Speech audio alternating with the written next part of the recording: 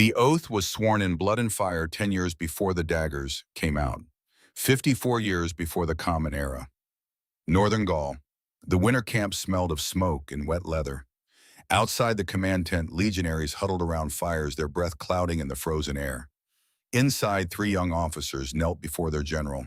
Marcus Brutus, 33 years old, his face still unmarked by the weight of philosophy. Gaius Cassius, 35, already calculating, already watching for weakness. And their commander Gaius Julius Caesar, 46 years old, his hair still dark, his eyes still hungry for the next horizon. Caesar placed his hand on each man's shoulder in turn. "You swear an oath today," he said. "Not to me, to Rome.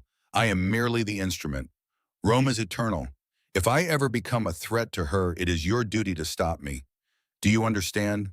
Brutus met his eyes. "I swear it, Caesar. Rome first, always." Cassius nodded. "Rome first." Caesar smiled, the kind of smile that makes young men believe they will live forever. "Good, man," he said. "Now let us go conquer Gaul." They did. Together they crossed rivers, stormed hill forts, broke tribes that had never been to Rome. They shared rations when supplies ran low. They pulled each other from collapsed formations. They became brothers in the only way soldiers can, through shared violence and mutual survival. 10 years passed. The wars ended. The victories piled up like bodies. And somewhere along the way, something changed. Caesar crossed the Rubicon with his legions. An illegal act. An act of war against his own Senate. Brutus and Cassius watched it happen and said nothing. Caesar pardoned his enemies after the Civil War.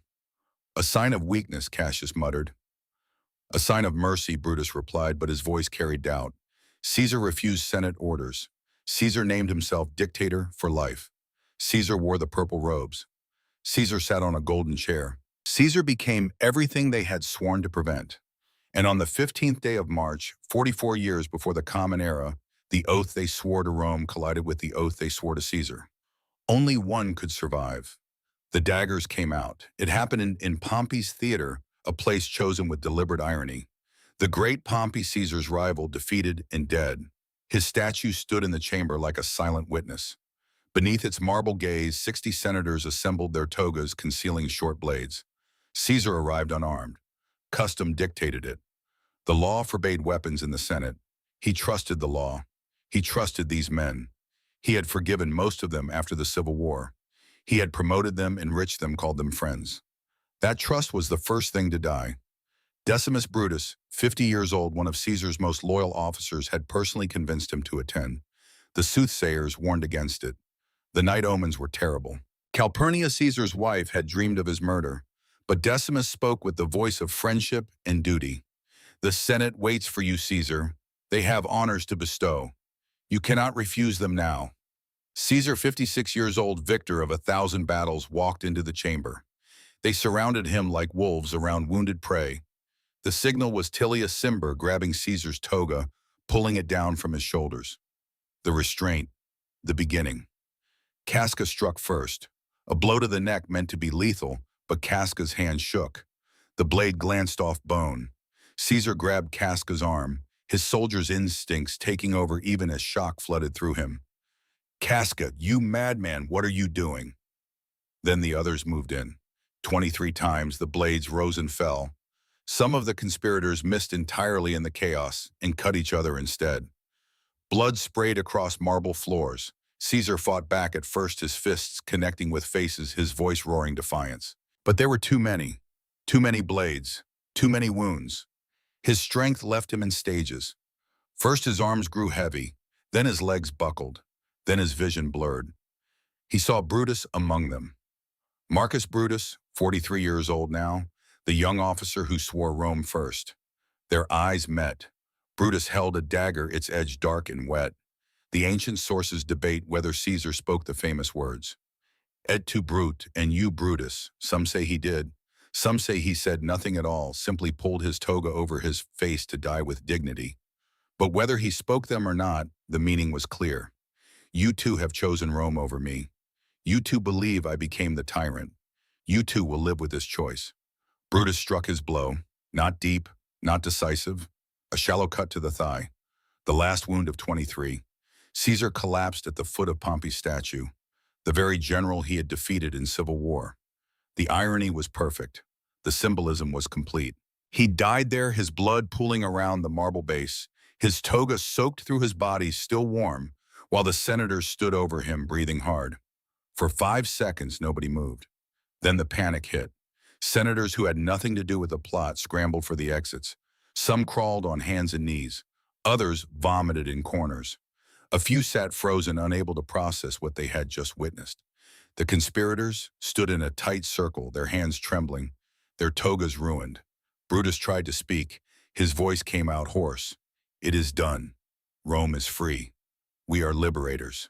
Cassius gripped his shoulder. "We need to move. Now. The people need to see us. They need to understand." They left Caesar's body where it fell and walked into the sunlight. Outside, Rome waited. The forum was full. Word had spread that something terrible had happened. Crowds gathered, uncertain, afraid, waiting for answers. When the conspirators emerged into the open air, still carrying their bloody daggers, a collective gasp rippled through the masses. Brutus raised his hands for silence. His toga was splattered red. His face was pale, but his voice was steady, the voice of a trained orator, a student of philosophy, a believer in the power of reason. "Citizens of Rome," he began, "what we have done today, we did for you, for the Republic, for the freedom that our ancestors died to create." He laid out his argument with the precision of a lawyer. Caesar had accumulated too much power. Caesar had ignored the Senate. Caesar had made himself dictator for life. Caesar had behaved like a king in everything but name. And Rome does not kneel to kings. Rome is a republic. Rome is free men governing themselves through law and debate. Killing Caesar was painful, Brutus admitted. Killing Caesar was necessary. Killing Caesar was the only way to preserve what Rome truly was. "We are not murderers," he said. "We are patriots. We have freed you from tyranny. Rejoice." The crowd listened. They heard every word. They understood the logic. They did not rejoice, because logic does not fill empty stomachs. Philosophy does not pay rent. Constitutional theory does not matter when you are struggling to feed your children. And Caesar had fed them. Caesar had given land to veterans. Caesar had expanded the grain dole. Caesar had opened his private gardens along the Tiber for public use. Caesar had looked at the poor masses of Rome and actually seen them as human beings worth helping. The Senate had given them lectures about tradition. The crowd stared at Brutus in silence. Not hostile, not grateful, just blank. Waiting. Cassius sensed the danger immediately. He pulled Brutus aside. "They are not with us. We need to move, get to the capital, fortify our position." But before they could retreat, a name began circulating through the crowd like wildfire. Marcus Antonius. Mark Antony. Antony was Caesar's right hand, his most loyal general. 43 years old, battle-scarred, brilliant in command, beloved by the legions. When news of the assassination reached him, his first instinct was pure survival. He fled the forum, certain the conspirators would come for him next. But they did not. Brutus had specifically forbidden Antony's death. "We are not butchers," Brutus had said. "We kill only the tyrant, not his friends." That mistake would cost them everything. Antony made it to his home. He barricaded the doors. He sent runners to Marcus Aemilius Lepidus, another of Caesar's generals, who commanded troops stationed just outside the city walls. The two men met in secret that night. "They killed him," Antony said, his voice shaking with rage. 60 senators, daggers, like cowards." Lepidus, 52 years old, cautious, pragmatic, measured his words carefully. "What do you want to do?" Antony's eyes were cold. "I want them dead, every single one. But not yet. First we let them think they won." Over the next 48 hours, Rome held its breath. The conspirators fortified the Capitoline Hill, surrounded by armed supporters. The Senate convened in emergency session. Cicero, the great orator, 62 years old, voice of the Republic, spoke in favor of amnesty for the assassins. "We must move forward," he said. "No more bloodshed, reconciliation." A compromise was reached. The conspirators would receive pardons. In exchange, all of Caesar's laws and appointments would remain valid. It was a trap disguised as peace, because Caesar's laws included his will, and the will had not yet been read in public. The funeral was scheduled for 3 days after the murder.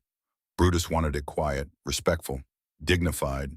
No grand spectacle, no inflammatory speeches. Let Caesar be cremated with honor, then let Rome move on. But Antony was consul. Antony had the legal authority to oversee the ceremony. And Antony had no intention of letting Rome move on. The day arrived, the forum filled beyond capacity. Every street leading to the center of the city was jammed with citizens, soldiers, slaves, merchants, beggars. They came to see the body of the man who had conquered Gaul, who had crossed the Rubicon, who had made Rome an empire in everything but name. Caesar's corpse lay on a raised platform covered in his purple toga, the toga that now had 23 holes in it. Brutus spoke first as agreed. He repeated his arguments about liberty, about the dangers of monarchy, about the sacred traditions of the republic. His speech was logical, measured, carefully constructed. Some in the crowd nodded, a few applauded politely. Then Antony took the platform. He did not shout, he did not rage. He spoke quietly, almost gently, like a man trying to make sense of a tragedy. "I come to bury Caesar, not to praise him," he began. It was a lie. Everything that followed was calculated to ignite the mob. Antony called the conspirators honorable men. He repeated the phrase over and over. Brutus is an honorable man. Cassius is an honorable man. They say Caesar was ambitious. They say he threatened the republic, and they are honorable men. Each repetition twisted the word a little more. By the fifth time, honorable sounded like poison. Then Antony held up Caesar's toga, the blood-stained, hole-riddled garment. He pointed to each tear. This one from Casca, this one from Brutus, this one from Cimber. He let the crowd see what honor looks like, what liberty costs, what the Republic's defenders had done to an unarmed 56-year-old man.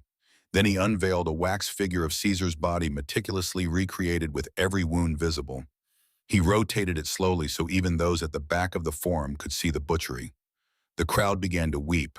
Women wailed. Veterans who had fought under Caesar's eagles dropped to their knees. Young men clenched their fists so hard their knuckles turned white. And Antony delivered the final blow. "Caesar left a will," he said. "He left each of you, every citizen of Rome, 75 drachmas from his personal fortune. He left you his gardens along the Tiber open to all forever." The grief detonated into fury. 300 drachmas was 3 months' wages for a laborer.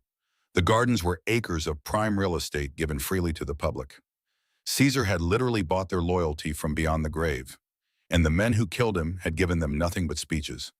The mob tore apart the forum. They ripped benches from the Senate floor. They smashed market stalls. They built a massive pyre right there in the sacred center of Rome and threw Caesar's body onto it. The flames climbed 50 feet high, threatening nearby buildings. Then they grabbed burning brands and ran through the streets toward the homes of the conspirators. Houses were broken into. Property was destroyed. Servants were beaten for information. And in the chaos, an innocent man died. His name was Helvius Cinna, a poet. His crime was sharing a surname with one of the conspirators, Cornelius Cinna. The mob found him walking through the streets and surrounded him. "I am not that Cinna," he screamed. "I am a poet. I had nothing to do with it. They tore him apart anyway. Wrong name. Right fury. Close enough." His body was left in the gutter as a warning. Rome was not celebrating its liberation. Rome was mourning its protector, and it wanted blood. Brutus and Cassius watched the city burn from the Capitoline Hill. They had barricaded themselves inside with armed guards, but the guards were nervous. Some were deserting. The supplies were running low. "We cannot stay here," Cassius said. "Antony owns the streets now. If we remain, we will be torn apart." Brutus stared at the flames rising from the forum. His face was hollow. The certainty that had sustained him through the assassination was cracking. "We saved the Republic," he whispered. "Why do they not see it?" "Because the Republic was an idea," Cassius replied. "Caesar was bread and land and money. Ideas do not fill stomachs." That night they made their decision. Flee Rome, gather forces in the provinces, build an army large enough to defend what they had done. Cassius headed east towards Syria and Greece regions, where he had old alliances and access to wealthy cities. Brutus followed, moving toward Macedonia. Behind them, Rome continued to convulse. And far to the south, across the Adriatic Sea, a young man received news that would change everything. His name was Gaius Octavius. He was 18 years old, and he had just learned that Julius Caesar had adopted him as his son. Octavian was in Apollonia, a city on the coast of what is now Albania. He was there studying military logistics and staff work, preparing for Caesar's planned invasion of Parthia, the eastern campaign that would never happen now. When the messenger arrived with word of the assassination, Octavian's first reaction was disbelief. Caesar dead? Impossible. Caesar was a force of nature. Caesar did not die. Caesar conquered. Then the messenger handed him a copy of the will. Caesar had formally adopted Octavian as his son. Every Roman citizen would receive 75 drachmas. The gardens were public property. And the name mattered most. From this moment forward, Gaius Octavius was legally Gaius Julius Caesar Octavianus, the son of a god, because the Senate would soon vote to deify Caesar, the heir to the greatest military mind Rome had ever produced. Everyone around him told him to stay away. His mother begged him, his stepfather warned him. His tutors laid out the brutal logic. Antony controlled Rome. Antony had Caesar's money, Caesar's veterans, Caesar's political network.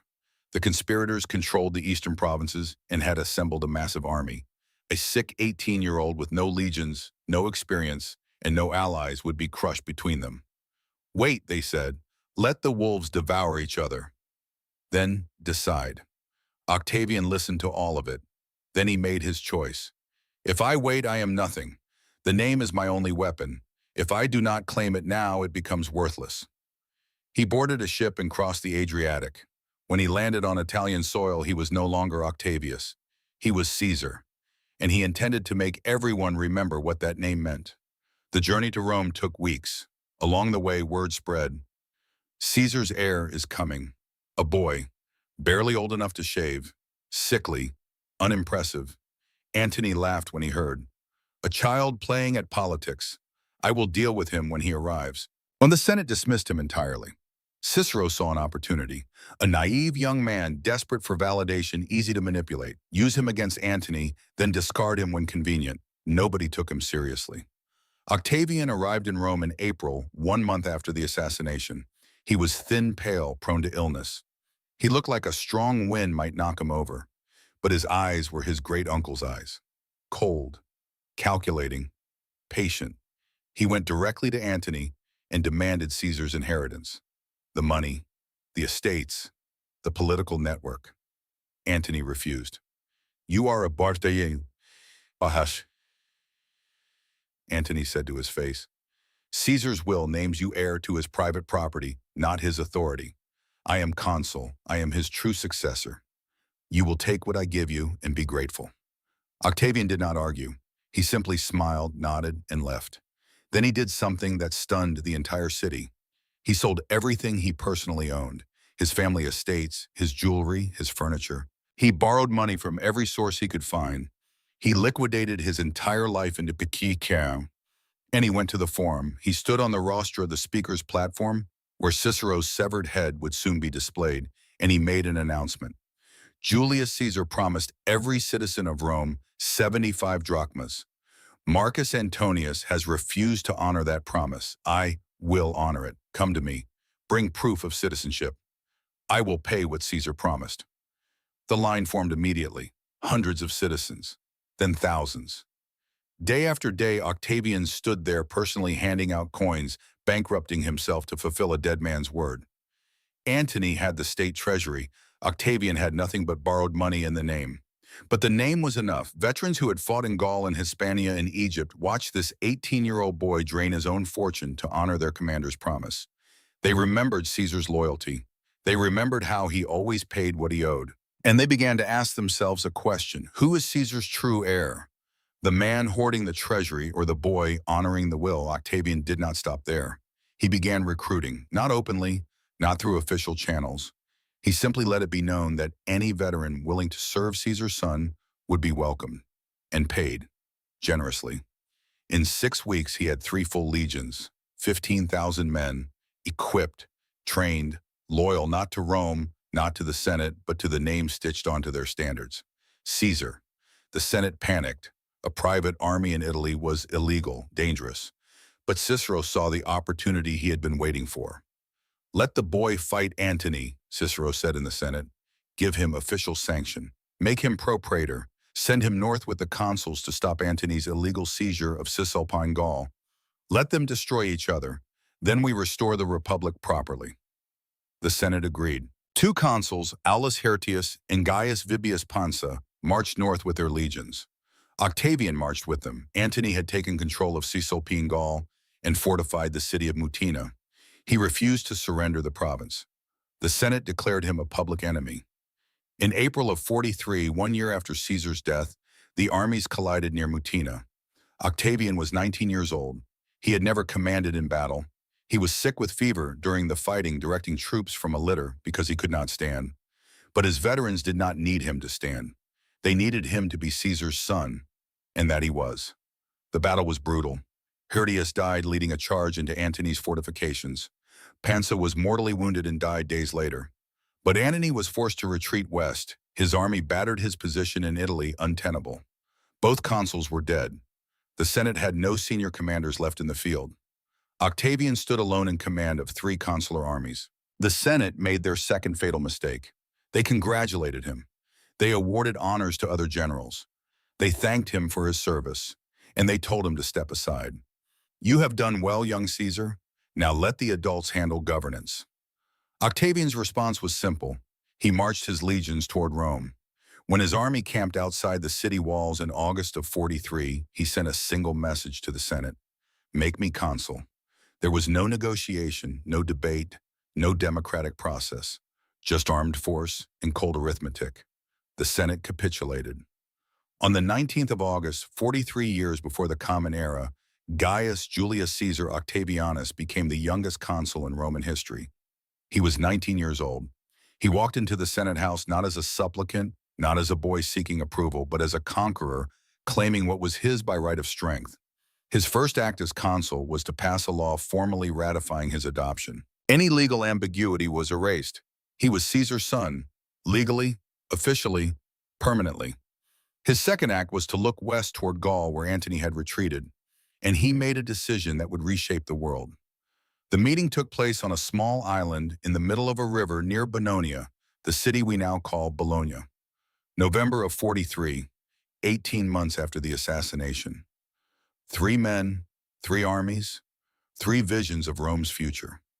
Octavian arrived first, 19 years old, still recovering from the fever that had nearly killed him at Mutina. His bodyguard was small but elite, veterans who had served under Caesar in Gaul, men who remembered. Marcus Antonius came from the west, 39 years old, broad-shouldered, battle-scarred, his face harder than it had been before the wars. He brought Lepidus with him. Marcus Aemilius Lepidus, 52, cautious, competent, commanding legions stationed in Hispania and southern Gaul. They met on neutral ground because none of them trusted the others enough to enter a city together. The island was bare, no buildings, no shelter, just river mud and winter wind. They stood in a triangle, each man calculating whether the others would try to kill him. Antony spoke first. "Brutus and Cassius have 19 legions in Macedonia. They control the wealthiest provinces in the east. Every day we waste fighting each other, they grow stronger." Octavian nodded. "Agreed. The assassins die first. Then we settle our differences." Lepidus held up his hands. "Before we talk about killing, let us talk about surviving. The 3 of us control 40 legions between us. If we formalize an alliance, we become unstoppable." "An alliance requires trust," Antony said, looking at Octavian, "and I do not trust a boy who marched on Rome with stolen legions."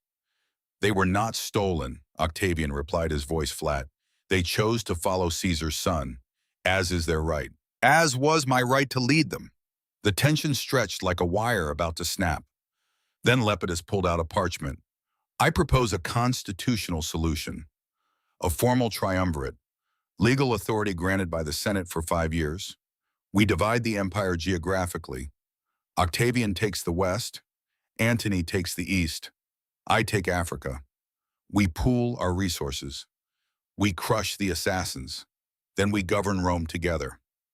It was brilliant. It transformed a conspiracy into a legal government. It gave them cover to do what they were going to do anyway. Octavian and Antony stared at each other across the mud. "If I agree," Antony said slowly, "I want the east, Syria, Egypt, Greece. The wealth flows from there. Take it, Octavian said. I will rebuild Italy. The heart matters more than the gold. And the assassins, every single one dies, no exceptions, no pardons. Antony smiled for the first time. On that we agree. They shook hands. The alliance was sealed. But alliances need funding, and wars need more funding than anything. The Roman treasury was gutted. Decades of civil war had drained it dry. Caesar had spent lavishly on public works and grain distributions. The Senate had embezzled the rest. To cross the Adriatic with 40 legions, to fight a war in Greece, to supply and pay tens of thousands of soldiers for months, they needed money immediately. There was only one source large enough and fast enough. The proscriptions. The word sounds bureaucratic. Proscriptio, a list of names, an administrative procedure. What it actually meant was legalized murder for profit. The process was simple. The triumvirs would compile a list of enemies, political opponents, wealthy landowners, anyone whose death served their purposes. Those names would be posted publicly in the forum. Any citizen who killed someone on the list was entitled to a reward, 25,000 denarii per head, a fortune for a common soldier. The victim's property was confiscated by the state, estate's cash, slaves' businesses. Everything liquidated and funneled into the war chest. Sons could not inherit. Wives could not shield assets. The condemned had no trial, no appeal, no defense. Their names on a wooden board were their death sentences. The triumvirs sat together and compiled the lists. Ancient sources describe the scene in horrifying detail. 3 men at a table writing names on tablets, negotiating like merchants, haggling over livestock. I need Senator Rufus dead, Antony said. He spoke against me in the Senate. Agreed, Octavian replied. But I want Gaius Tyrannius. He supported the conspirators financially. Done. And I want Marcus Tullius Cicero. Octavian hesitated. Cicero had helped him. Cicero had convinced the Senate to send him north against Antony.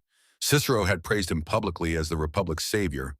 But Cicero had also called him a boy to be used and discarded. Cicero had written speeches mocking Caesar. Cicero had opposed everything Caesar stood for. Antony waited. Cicero goes on the list, Octavian said finally. Lepidus added his own names, officers who had failed him, rivals who threatened his position. They traded lives like currency. Spare your ally, I will spare mine. One man's uncle for another man's brother. Survival purchased with someone else's blood. When they finished, the list contained 300 senators and 2,000 members of the equestrian class. The triumvirs returned to Rome in November of 43. The lists were posted at dawn. Panic consumed the city. Citizens rushed to the forum to check if their names appeared. Some found their own deaths written in plain Latin. Others found the names of fathers, brothers, sons. Armed squads fanned out through Rome before the ink was dry. Soldiers who had fought in the civil wars, who knew how to kill efficiently, who needed the money more than they needed their consciences. Doors were smashed open before sunrise. Families were dragged from their beds. Some victims were butchered in their own homes. Others were hunted through the streets in broad daylight. The killers brought severed heads to the forum as receipts. They piled them on tables while clerks verified identities and counted out coins. It was not random chaos. It was systematic extermination with financial incentives. Wives betrayed husbands to claim their property. Slaves informed on masters for the reward money. Sons turned in fathers before neighbors could do it first and claim the bounty. The entire social structure of Rome inverted. Trust became suicide. Loyalty became a liability. The only rational strategy was to kill or be killed. Wealthy men shaved their heads and dressed as beggars, trying to flee the city unrecognized. Some hid in sewers, some in tombs, some bribed their way onto ships heading anywhere that was not Rome. It did not matter. The hunters were everywhere, patient, methodical, motivated by silver and the promise that the state would not punish them for murder. One name on the list eclipsed all others: Marcus Tullius Cicero. Cicero was 63 years old, the greatest orator Rome had ever produced. The man who had exposed the Catiline conspiracy and saved the Republic decades earlier. The voice of constitutional governance. The conscience of Rome, or so he believed. But he had made one catastrophic error. After Caesar's assassination, when Antony began consolidating power, Cicero had launched a series of speeches attacking him. The Philippics, 14 orations delivered in the Senate and before the public, systematically destroying Antony's reputation. He called Antony a drunkard, a brute, a man unfit to tie Caesar's sandals, let alone succeed him. He mocked Antony's intelligence, his judgment, his conduct. And when Octavian arrived in Rome, Cicero had praised the boy as the Republic's last hope. He told Octavian to his face, "You will be honored, then discarded once you have served your purpose." Both men remembered. When Antony demanded Cicero's name on the proscription list, Octavian had a choice. Cicero had helped him rise. Cicero had given him legitimacy when the Senate dismissed him as a child. Political gratitude suggested protection. But Cicero had insulted Caesar's memory. Cicero had treated Octavian as a tool. And most importantly, Antony would not agree to the alliance without Cicero's death. Octavian chose survival over sentiment. Cicero's name went on the list. When Cicero learned he was marked for death, he tried to escape. He had a villa near Formiae on the coast. A ship waited to take him across the sea to Greece to safety to exile. He reached the villa. He made it to the shore. Then he stopped. His servants begged him to board. "We can still escape. They have not found us yet." Cicero stood on the beach looking at the waves, 63 years old, exhausted, broken by decades of fighting, losing battles for a republic that no longer existed. "I am too tired," he said. "Let them come." He returned to his villa. He sat in his litter, the sedan chair Romans used for travel. He told his bearers to carry him down the road toward the coast slowly with dignity. The soldiers found him an hour later. They surrounded the litter. Cicero did not run. He did not beg. He leaned out, exposed his neck, and spoke his last recorded words. "Soldier, at least strike cleanly." The centurion in command was professional. He did not gloat. He did not make it painful. He drew his gladius and took Cicero's head with a single blow. Then he severed Cicero's hands, the hands that had written the Philippics, the hands that had gestures during his greatest speeches, the hands that had shaped Roman law for 40 years. The head and hands were brought back to Rome. Antony had them displayed on the rostra, the speaker's platform in the forum where Cicero had delivered hundreds of speeches, where his voice had moved thousands. Now his head was nailed to the wood, his hands beside it, a warning to anyone who thought words could defeat swords. Antony's wife Fulvia reportedly took Cicero's head into her lap. She spat on his face. Then she pulled a golden hairpin from her hair and drove it through his tongue. Whether every detail of that story is true, historians still debate, but the symbolism was perfect. The tongue that had challenged power was silenced, pierced, humiliated. Rome's greatest voice was gone. That night, Octavian stood alone in his quarters. He was 19 years old. He had just authorized the murder of a man who had helped him rise. He looked at a bust of Caesar and spoke to the marble as if it could answer. "You taught me that mercy is strength, that forgiving enemies wins loyalty." He paused. "But mercy got you killed. Brutus was your mercy. Cassius was your mercy. You forgave them after the Civil War and they drove daggers into you." Another pause. "I will not make your mistake. I choose victory. I choose survival. Rome does not need a merciful leader. Rome needs a leader who wins." From that moment forward, Octavian's transformation was complete. He was no longer the boy who had arrived in Rome hoping for validation. He was a calculator, a pragmatist, a man willing to trade virtue for victory. The proscriptions continued for months. By the time they ended, Rome's aristocracy was gutted. Families that had governed for generations were erased. Wealth was redistributed, power was consolidated, and the triumvirs had their war chest. 40 legions boarded ships in the spring of 42, the largest Roman arm ever assembled for a single campaign. Destination Greece. Objective Brutus and Cassius. Across the Adriatic, the assassins were ready. Brutus and Cassius had spent the 18 months since Caesar's death building their own power base. They controlled Macedonia, Greece, Asia Minor, Syria. They had access to the treasuries of the wealthiest cities in the Roman world.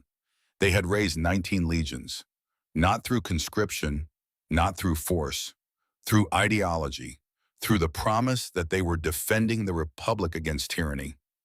Many of their soldiers were former Caesar loyalists, men who had fought in Gaul, who had respected their commander, but who believed that no man, not even Caesar, should rule like a king. It was a brittle coalition, held together by philosophy, not affection.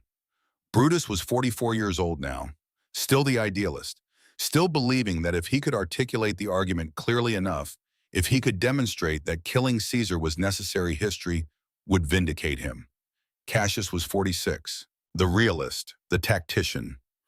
He understood that history is written by survivors, not by martyrs. The two men had argued constantly over strategy.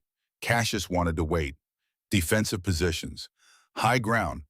Let the triumvirs exhaust themselves, crossing the sea, marching through hostile territory, stretching their supply lines. We have the advantage, Cassius insisted. Time is on our side. Make them come to us. Make them bleed for every mile. Brutus disagreed. Waiting looks like cowardice. We killed Caesar to defend the Republic. Now we must fight like Romans. Openly, honorably. No hiding behind walls. Honor is a luxury for men who can afford to lose, Cassius replied. But Brutus outranked him. Brutus had the famous name. Brutus believed in his cause with the certainty of a zealot. They would fight. The two armies converged near the city of Philippi in Macedonia. October of 42, 2 years and 7 months since Caesar's death. The terrain was brutal.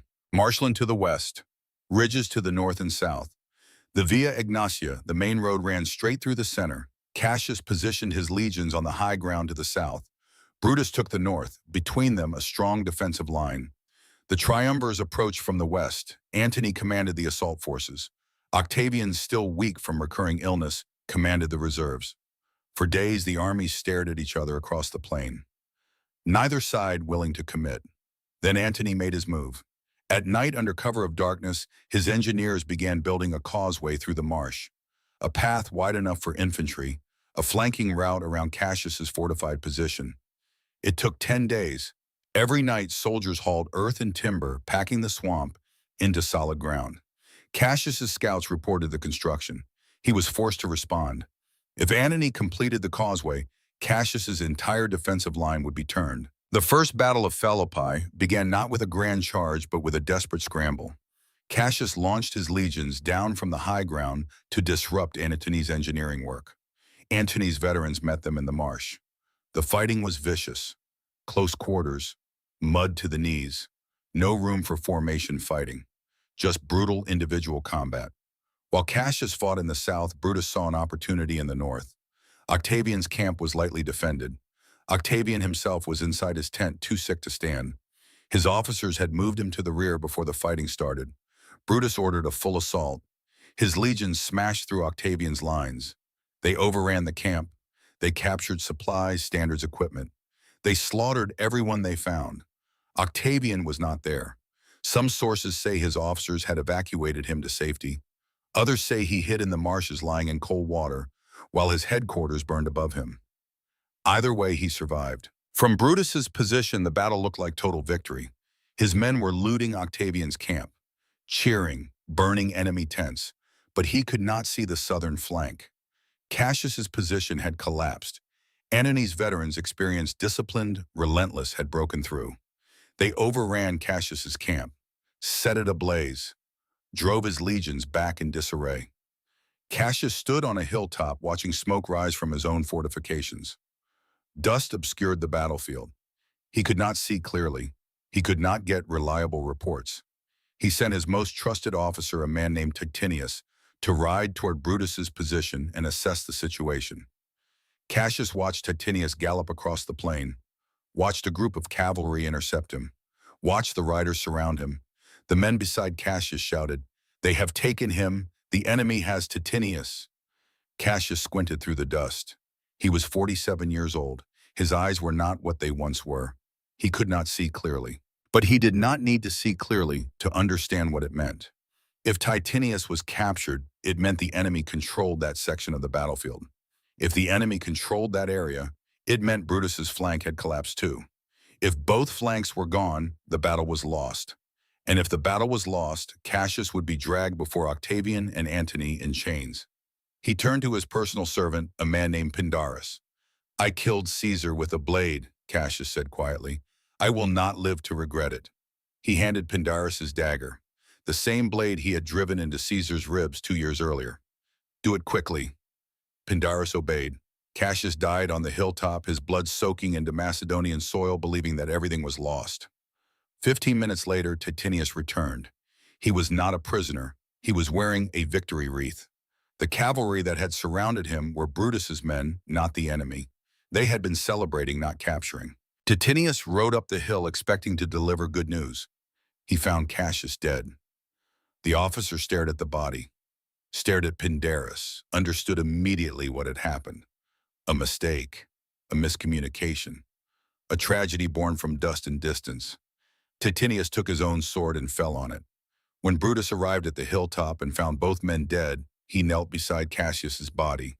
"You were the last true soldier, Cassius. I am just a philosopher pretending to be a general." The first battle of Philippi ended in a tactical draw. Brutus had destroyed Octavian's camp. Antony had destroyed Cassius's camp. Both sides lost thousands. Both sides claimed victory. But strategically, the assassins had lost. Cassius was gone. The only man among the conspirators who truly understood military logistics, defensive warfare, long-term strategy. The mind that had planned the assassination with surgical precision. Dead because he could not see through dust. Brutus absorbed Cassius's surviving legions into his own command. He tried to hold the fractured army together through speeches about duty, about honor, about the cause. But the soldiers could feel the shift.